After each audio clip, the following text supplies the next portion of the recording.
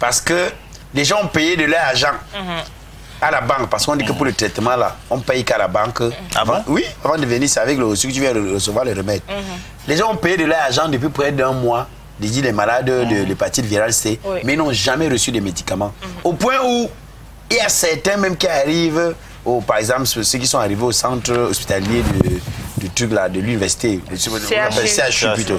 Ils arrivent là-bas, ils trouvent les médicaments, on leur dit que non monsieur, même si vous avez payé à la banque, ici il faut payer en direct.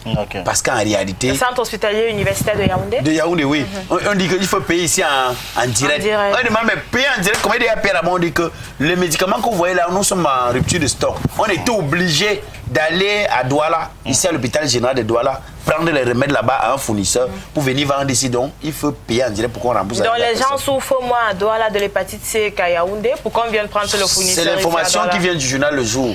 Ok. Bon. C'est grave. Hein? Le nouveau directeur maintenant, c'est Charles Ndongo. Charles Fils, faut tenir, hein. On sait jamais. Non, écoute, tous les Charles. Un jour, tu peux être nommé directeur ici. Pourquoi pas? Charles Ndongo a été nommé. Un petit Congo ça. En fait, elle dit que. C'est même pas sûr que c'est ça. Elle dit que tu enlèves l'espoir là. Tous les Charles sont persévérants, patients et travailleurs. Voilà, Charles Ndongo a été nommé directeur général. The right man at the right place. Il a dit que mon bureau, ce sera pas que ceux qui pensent sont mes amis là. Qu'ils oublient. Mon bureau ne sera pas un espace de causerie. Tu arrives au bureau, c'est pour un problème. Désormais, appelez-moi monsieur le directeur. Alors. Charles Ndongo Pythagore. Il savait qu'il s'appelait Pythagore. Hein? Ah oui, Pythagore. Il a un prénom. Monsieur, s'il vous plaît. Un prénom de sage. Et puis c'est ton grand-père. Hein? On dit que quand tu donnes même le nom à l'enfant, ça ressemble à l'enfant. Pythagore. Bah, oui. Regardez un enfant qu'on appelle Anatole. Si on l'accuse de vol de tôle, ça va te surprendre. Du tout. Anatole. Ok. Ce sont des vols. Bon, alors, bonsoir à tous les Anatoles. Hein. Bon, alors on va faire une petite trêve. Hein. Une petite trêve tout en rappelant que le nouveau code pénal fait toujours jaser la presse. Cette semaine encore, ce week-end, dans pratiquement tous les médias, on revenait là-dessus. Il y a des noms qui sont cités, des noms d'opposants et tout ça. Et il y a un article qui nous a intéressés. Un article bien précis sur le code pénal, parce qu'il faut rappeler que le code pénal n'a véritablement pas trop changé, même s'il y a des zones d'ombre qui reviennent, notamment la filouterie de. Et comme les Camerounais bavardaient beaucoup, Charles Fils, ils ont fait jusqu'à dire que les gens qui votaient ça ne pensaient qu'à eux. La preuve. Comme ils ont beaucoup de locataires, ils ont tout fait pour dire qu'après 2 mois, si vous ne payez pas les loyers, ils vont vous traîner. Parce que qui ont les loyers. Nous autres, nous sommes quoi? Donc, nous sommes sérieusement les payeurs de loyers. On s'est donc intéressé à l'article 347 /1. Comme ils ont l'argent pour aller payer dans les mairies, ils ont même dit que tu prends une fille, tu ne l'épouses pas. Voilà. Black Oya, on s'est intéressé à l'article 347 /1 du code pénal qui parle de l'homosexualité. Et l'homosexualité reste donc punie. Mais pour l'occasion, nous sommes allés rencontrer une homosexuelle.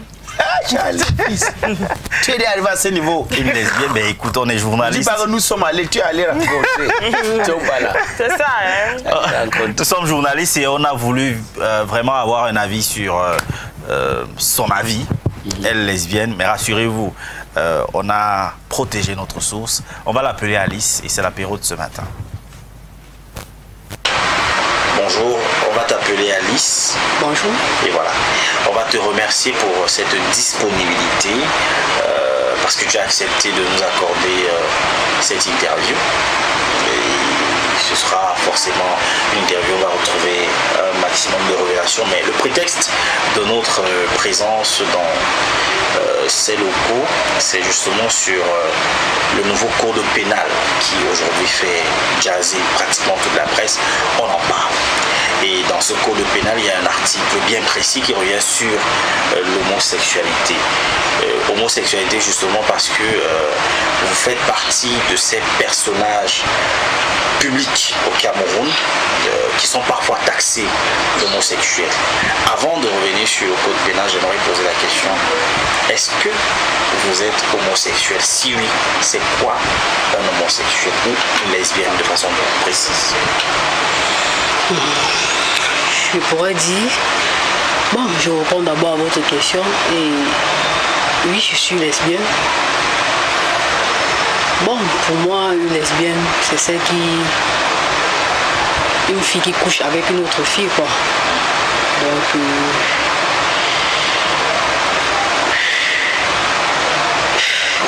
c'est vrai que c'est difficile c'est vrai que c'est difficile à répondre. Mais je veux savoir, vraiment merci, mais je vous invite, je vous supplie même de vous ouvrir à nous, ça va nous aider aussi. Ça commence comment? Avez-vous déjà fait ce que vous appelez dans le milieu homosexuel un coming out? Ça commence comment? On est attiré comment? Ça se passe comment? Bon, sans vous mentir, c'est des trucs que moi je ne saurais pas expliquer parce que vraiment c'est trop compliqué, mais c'est vraiment un sentiment. C'est comme des hétéros, c'est un sentiment naturel. C'est pas un truc fabriqué, c'est un truc vrai qui existe. Donc je ne vais pas vous expliquer comment ça commence. Si vous explique que ça veut dire, au fait c'est pareil pour celui qui sort avec un homme, c'est pareil pour une femme qui sort avec un homme, et c'est pareil aussi pour une femme qui sort avec une femme, c'est le même sentiment. Et vous, dans votre cas, c'est depuis combien d'années, à quel moment vous vous êtes rendu compte que vous avez cette possibilité d'aimer une femme comme vous? Sans vous mentir, je vais être sincère avec vous. Je ressens cela avant de connaître même le monde footballistique. J'avais déjà une attirance avec des femmes. En plus de cela, j'ai été l'unique fille grandie parmi 7 garçons. Donc c'est comme ça s'est passé pour moi. Et étant dans le monde footballistique, j'ai encore découvert cela. C'est un peu ça.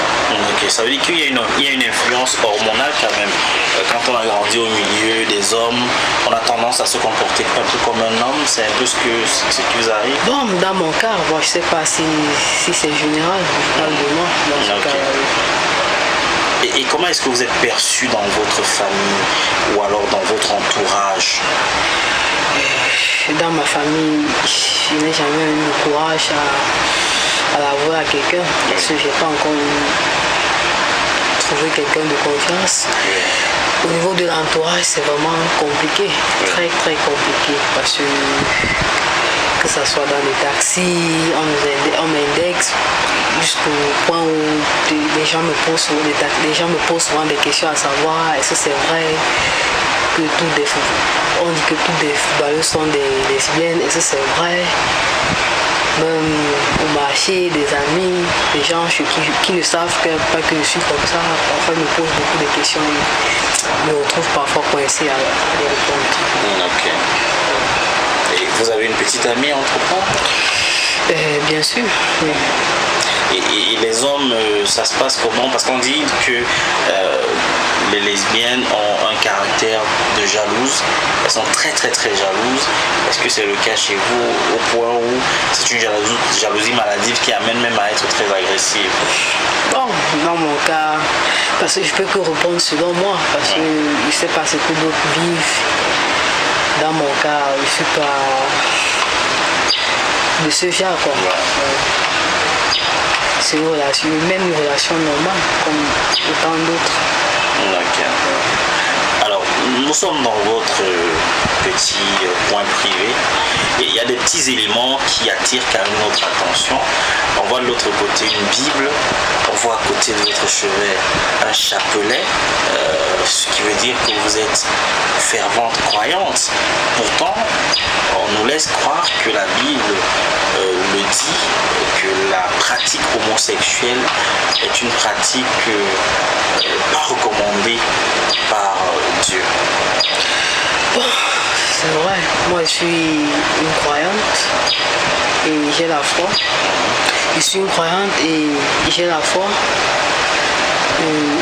Je sais, dans la Bible, il y a même un endroit où je parle des histoires de Sodome et Gomorrhe, mais chaque fois je demande pardon à Dieu par rapport à ça parce que lui, de lui à moi, il sait que c'est où je me sens à l'aise et c'est comme ça que je suis. C'est pas un truc que j'ai choisi, c'est pas un truc que j'ai inventé. Pour moi, je me dis parfois que je suis né comme ça. Donc, ça ne peut pas empêcher que je puisse lui croire et aller à l'église. Je suis une chrétienne. Quoi. Ok. Alors, comme on le disait à l'entame de cet entretien, il y a un nouveau code pénal qui est en circulation, qui est à l'Assemblée nationale, qui a été approuvé par les députés, qui est allé au Sénat, qui a été aussi approuvé. Et dans ce code pénal, il y a un article qui revient sur l'homosexualité et qui en fait donne même, si je m'en tiens à l'interprétation des hommes juridiques, donne plutôt la possibilité aux homosexuels de se mouvoir, parce que l'amende qui sera attribuée à un homosexuel pris en flagrant délit d'acte apparemment n'est pas assez lourd. Comment est-ce que vous avez interprété ça dans votre milieu? Est-ce que c'est une aubaine ou alors c'est plutôt une façon de vous jeter en pâture, de vous jeter comme ça à la vindicte populaire? À mon avis, je pense que c'est une façon de nous jeter à la population, quoi, parce que tout le monde a toujours été contre. La population, les gens, les civils, quand ils vont apprendre peut-être que cela a ce prix, vraiment, eux-mêmes, ils vont essayer de se rendre justice du fait que ça ne les plaît pas. Donc, ça ne me plaît du tout pas, cette nouvelle loi. Okay. Alors, toi, tu vis ton amour avec ta petite amie, forcément pas dans une certaine liberté. Vous faites comment pour réussir à détourner le regard des autres? Bref, bon, moi, c'est vrai que quand on me voit physiquement, on peut se poser beaucoup de questions, mais moi, je ne suis pas du genre à s'afficher. Déjà, je sais déjà c'est quelque chose qui ne plaît pas aux gens, donc je prends des dispositions à être discrète. C'est un peu ça. Okay. Alors, on va te dire vraiment merci pour cet entretien. Waouh, tu vois, en fait, c'est un élément qui a suscité pas mal de commentaires ici. Et on va rappeler que l'homosexualité reste prohibée, interdite par la loi dans l'article 347 1. Voilà. Donc, on va revenir là-dessus. On va revenir sur cette loi qui dit est punie d'un emprisonnement de 6 mois à 5 ans et d'une amende de 20 000 à 200 000 francs CFA. Toute personne qui a des rapports sexuels avec une personne de son sexe. Voilà. Donc, combien est puni d'un emprisonnement de 6 mois à 5 ans, d'une amende de 20 000 à 200 000 francs CFA. Toute personne qui a des rapports. Si vous voulez les autoriser une fois. Avec... Quelle histoire? 200 000, c'est quoi? C'est-à-dire que ce qui est considéré comme un crime dans un pays, on voit que la sanction qu'on peut donner, c'est 200 000. Moi, il a d'abord dit que je n'ai jamais rien compris ces histoires de lesbiennes, pédés et tout ça. lesbienne. C'est lesbienne. Hein. Donne-moi son numéro, le numéro de la fille là. Pour faire quoi? Moi, je l'appelle, je vois si elle va pas avoir des sensations. Mais c'est question que c'est une manière. Tu la mets avec moi une journée, si après elle n'a pas de sensations, pour un homme, à ce moment, je vais comprendre.